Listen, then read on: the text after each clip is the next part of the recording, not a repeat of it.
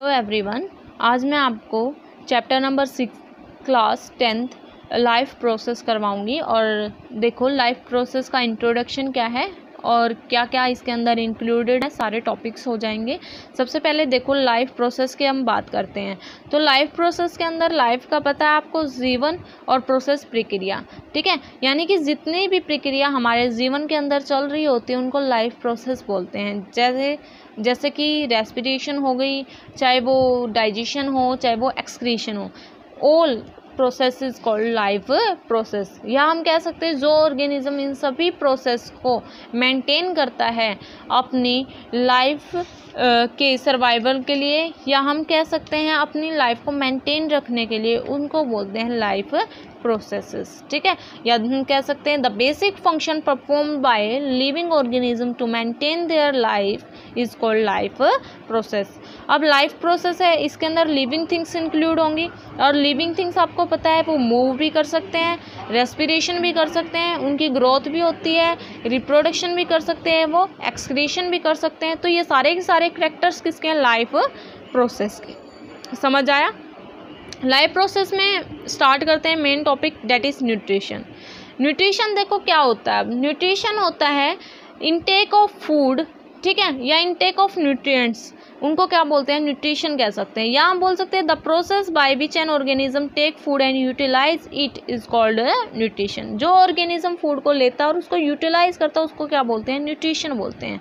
अब इसकी ज़रूरत क्यों है? आपको पता है अगर आप न्यूट्रिशन लोगे तो आपको एनर्जी मिलेगी, और एनर्जी मिलेगी तो वो जितनी भी हमारी बॉडी की वेरियस एक्टिविटीज़ हैं वो परफॉर्म करेगी, ठीक है। अरे एनर्जी हमें पता है न्यूट्रिएंट से ही मिलती है, ठीक है। ऑर्गेनिज्म एनर्जी को लेकर क्या करता है? अपनी बॉडी की ग्रोथ करता है, उसकी रिपेयरिंग करता है, ठीक है। तो इसलिए जो है ज़रूरत होती है किसके? न्यूट्रिशन की। अब आता है न्यूट्रिएंट्स। न्यूट्रिएंट्स क्या होता है? देखो, न्यूट्रिएंट्स क्या होता है? न्यूट्रिएंट्स होता है आपका the material which provide nutrition to organism. हम कह सकते हैं जो ऑर्गेनिज्म को न्यूट्रिशन प्रोवाइड करता है उसको न्यूट्रिएंट्स बोलते हैं। अब ऑर्गेनिज्म को न्यूट्रिएंट्स या न्यूट्रिशन कैसे मिलेगा? जब ऑर्गेनिज्म खाना खाएगा तो उस फूड के अंदर कार्बोहाइड्रेट भी होगा, प्रोटीन्स भी होंगे और फैट्स भी होंगे, ऐसा नहीं है, और मिनरल्स भी होंगे और विटामिन भी होंगे। ये सारी की सारी जो है ऑर्गेनिज्म जो है कैप्चर करेगा जब वो अपना फूड को खाएगा। तो ये सारे के सारे क्या है? न्यूट्रिएंट्स। आपके न्यूट्रिएंट्स को टू कैटेगरी में डिवाइड किया जाता है। One is macronutrient and another is micronutrient. Macro जो लार्ज अमाउंट में मिले और माइक्रो जो स्मॉल अमाउंट में मिले। अब लार्ज अमाउंट में तो कार्बोहाइड्रेट मिल सकता है, प्रोटीन मिल सकता है, फैट मिल सकता है, और स्मॉल अमाउंट में मिनरल और विटामिन। तो ये क्या है? आपके न्यूट्रिएंट्स। अब आते हैं न्यूट्रिशन। न्यूट्रिशन में मैंने आपको न्यूट्रिशन बताया, अब आते हैं उसके टाइप। तो मेनली आपने छोटी क्लासेस में भी पढ़ा होगा, न्यूट्रिशन के 2 टाइप होते हैं। One is autotrophic and second is heterotrophic. अब देखो ऑटो न्यूट्रिशन क्या होता है। ऑटोट्रॉपिक न्यूट्रिशन होता है ऑटोट्रॉपिक न्यूट्रिशन की अगर हम बात करें तो जो ऑर्गेनिज्म अपना खाना खुद प्रिपेयर करता है या अपना खाना खुद बनाता है उसी को क्या बोलते हैं? Autotrophic nutrition. तो हम कह सकते हैं the mode of nutrition in which an organism prepare its own food is called autotrophic nutrition, ठीक है। अब ऑटोट्रॉपिक न्यूट्रिशन में अगर एग्जाम्पल देखें तो ग्रीन प्लांट्स ले सकते हो, ब्लू ग्रीन एल्गा ले सकते हो, ठीक है। अब प्लांट्स की अगर हम बात करें तो वो भी तो अपना खाना खुद बनाते हैं। कैसे? फोटोसिंथेसिस प्रोसेस के थ्रू, ठीक है। तो समझ आया ऑटोट्रॉपिक न्यूट्रिशन क्या होता है? ऑटोट्रॉपिक न्यूट्रिशन होता है जो ऑर्गेनिज्म अपना खाना खुद बनाए, उसे बोलते हैं autotrophic nutrition. The organism which carry out autotrophic nutrition are called autotrophs, ठीक है। ऑटोट्रॉपिक या ऑटोट्रॉप्स एक ही बात है ना। जो अपना खाना खुद बनाए या जो ऑटोट्रॉपिक न्यूट्रिशन को कैरी करता है उसको बोलते हैं ऑटोट्रॉप्स। और एग्जांपल में मैंने बताया है प्लांट्स ले सकते हो, that is green plants, okay. Next आता है आपका जो ऑटोट्रॉपिक न्यूट्रिशन है, आपको पता है वो प्लांट्स के अंदर अगर हम बात करें तो वो कैसे हो सकता है? एक प्रोसेस होती है डेट इज़ फोटोसिंथेसिस। अब वो फोटोसिंथेसिस प्रोसेस क्या होती है? हम कह सकते हैं ये वो प्रोसेस होती है जिसके अंदर CO2 और वाटर तो यूज़ किया जाता है, और इसको किसके अंदर कन्वर्ट किया जाता है? कार्बोहाइड्रेट के अंदर कन्वर्ट किया जाता है। किसकी प्रेजेंस में? क्लोरोफिल और सनलाइट की प्रेजेंस में। उस प्रोसेस को क्या बोलते हैं? फोटोसिंथेसिस। लिखो 6CO2 + 6H2O, ठीक है। कार्बन डाइऑक्साइड और water plus light energy use करेगा ना, एरो लगाओ उसके ऊपर लिखो क्लोरोफिल और सनलाइट की जरूरत होगी, और किस में कन्वर्ट कर देगा, ग्लूकोज के अंदर। और ग्लूकोज का फॉर्मूला होता है C6H12O6, C6H12O6, ओके। और प्लस क्या प्रोड्यूस करेगा, हम कह सकते हैं ऑक्सीजन भी क्या करेगा, प्रोड्यूस करेगा, ठीक है। तो ये एक सारी क्या थी, उसकी इक्वेशन थी।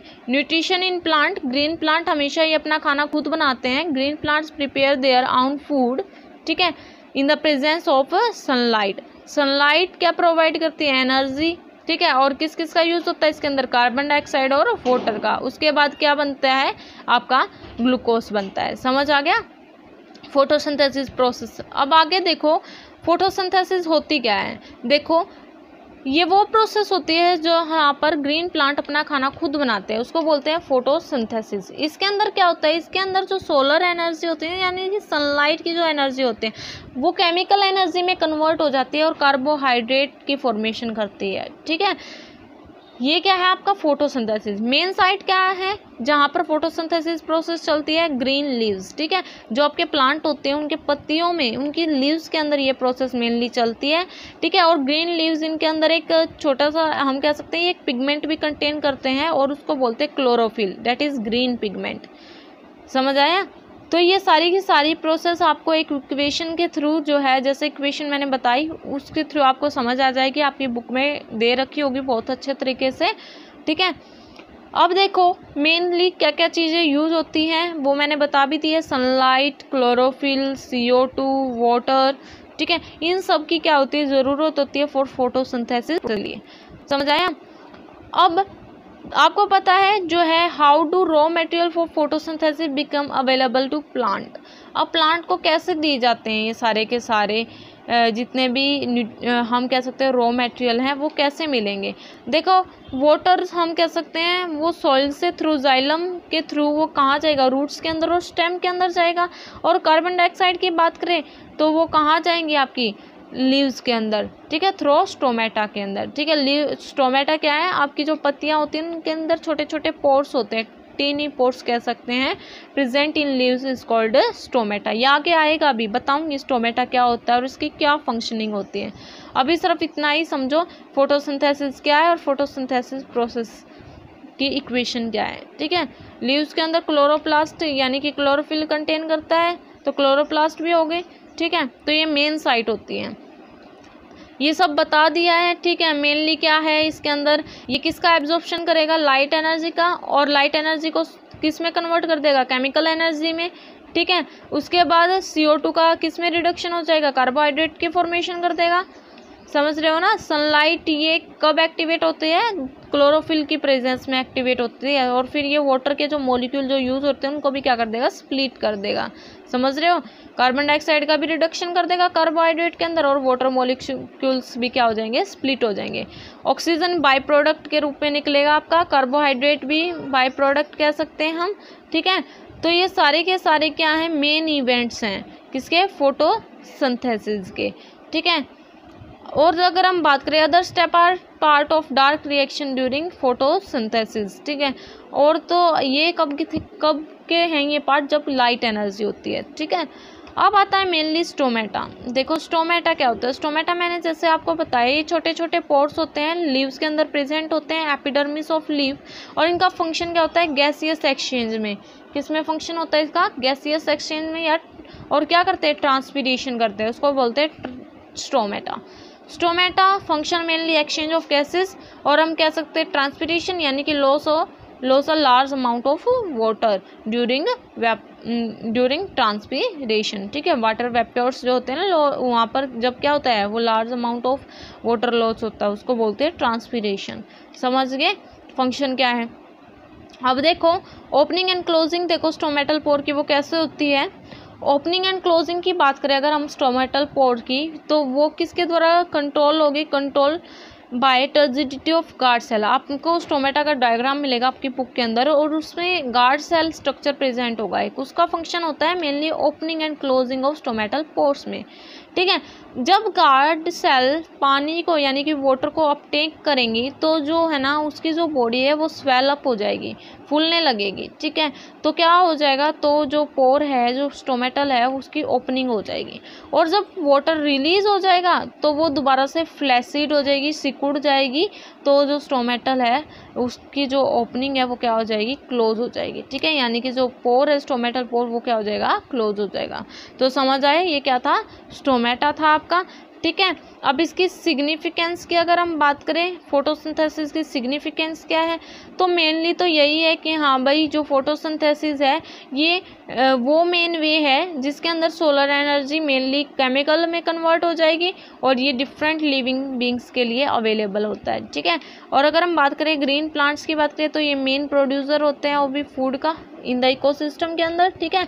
ये डायरेक्टली और इनडायरेक्टली हमेशा ही ग्रीन प्लांट पर डिपेंड रहते हैं फॉर फूड के लिए। और इसके अंदर जो है आपका कार्बन डाइऑक्साइड और O2 जो है वो भी क्या रहती है, बैलेंस रहती है। तो ये क्या है, सिग्निफिकेंस ऑफ फोटोसिंथेसिस। अब नेक्स्ट क्लास में हम जो करेंगे वो करेंगे हेटरोट्रॉपिक न्यूट्रिशन। ओके, आज के लिए इतना ही। ऑटोट्रॉपिक, फोटोसिंथेसिस और स्टोमेटा, ये सारा बुक से रिवाइज करोगे तो बिल्कुल एज इट इज समझ आएगा आपको।